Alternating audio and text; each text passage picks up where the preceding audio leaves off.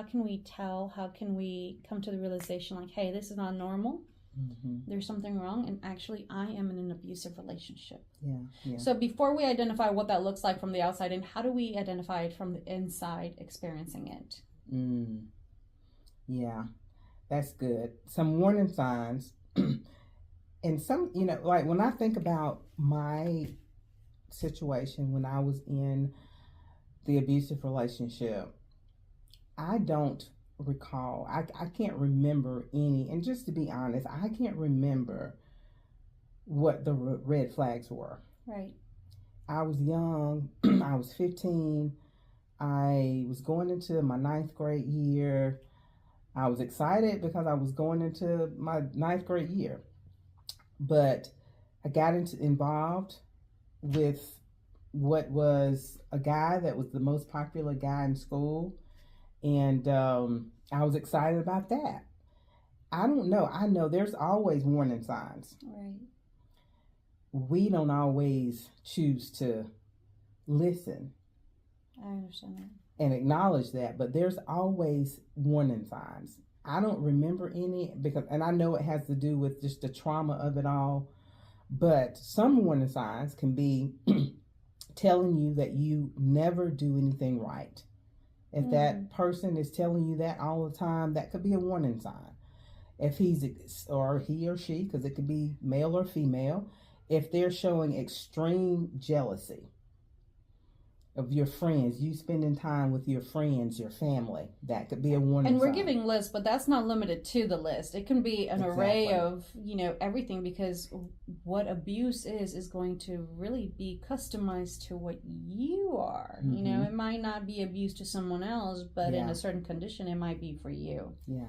Keep going. And the other thing, too, that I want to point out that is really important to know is that domestic violence, it is not like a one-time incident. Right. Domestic violence is a pattern. So it's not that something that's happened like one time and it never shows up in any form anymore.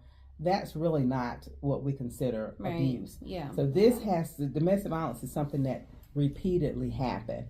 And it may happen like this one time, and then it may be 2 weeks, 3 weeks, or 2 months before it happens again. But it repeatedly happens in some form, whether it's emotional, physical, psychological, verbal abuse. It repeatedly happens. So some other warning signs may be being insulted, demeaning, or shaming you, especially in front of other people. Right. Pressuring you to do drugs or alcohol. Things you don't want to do. Right. Coercing you to do something, convincing you, not letting it go. And you already said no, and they're pressuring or asking a different way, or, that is not good. Exactly. Intimidating you through threatening looks. Right. It could be just consequences of something. Exactly. Yeah. Or hitting the table or something, doing some type of action to intimidate you or make you feel afraid. So those are just a few things that could be red flags. Because anything that has to do with control, manipulation, sometimes because it's based on power and control. That's Absolutely. What domestic violence is. It's all about that power and that control. And sometimes because we love the person so much, we don't want to identify it as that. We don't want to call it that. Yeah. It's like he didn't mean it. Exactly. Or certainly, that's because he drank too much. Or he's under stress. It's my fault. I shouldn't have pressured.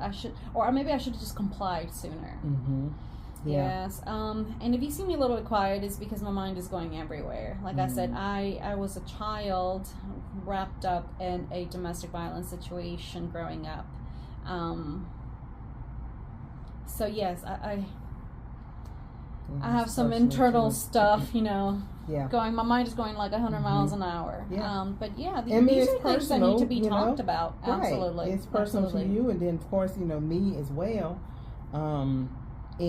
But that's what we're here for. We're here to let you know that if you are suffering from any of this, or if you are experiencing, I shouldn't say suffering, we experience something that we experience but does not define us. Exactly. If you are experiencing anything like this, first of all, you're not alone. Right. Second of all, and again, there's so much to unpack. I'm sure we're going to have a part 2 to this at some point. Yeah. So if you see this abruptly just cut, we'll pick up on it in a minute. Can I say something about domestic violence? Oftentimes, when we do end up realizing we're caught in the middle of it, we try to remedy it. Whether it's by setting boundaries, fixing the situation some way, somehow. From my point of view, growing up in it, I saw my mother try to protect the children, you know, with all the fussing and all the commotion always happening between her and my dad. And I remember being so young and wanting her to just like, okay, we'll fix it. Like, can you just save us from all of this? You know, trying to protect her. And I think that that's probably why I am such a protector. Because I grew up always watching out for her, always making sure that I stood between her and my father, doing for her. And I hate injustice. You know what I mean? It's one of those things where I like to advocate for other people.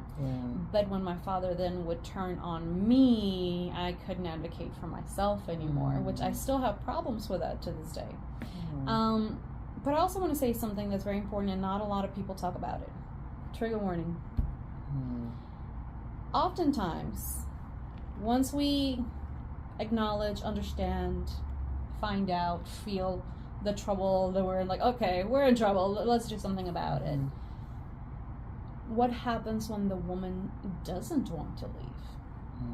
Right?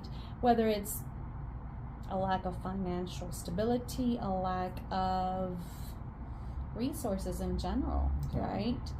So there are a lot of reasons why a woman might not be ready to leave or remedy the situation.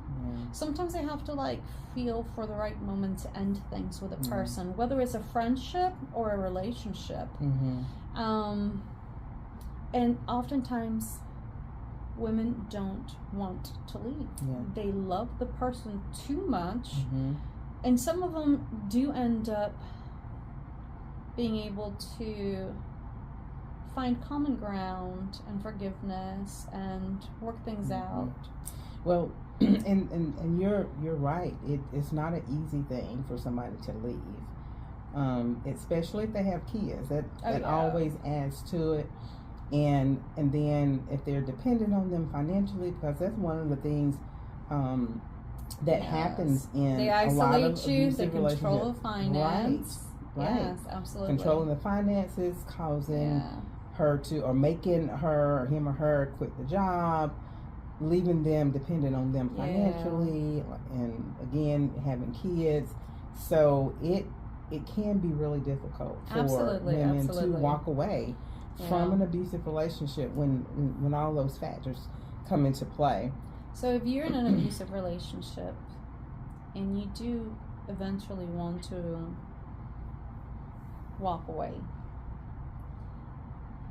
only you know how you can do that.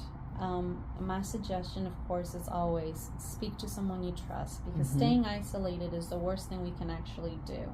We need to find at least one person we can count on. Just one person. Right.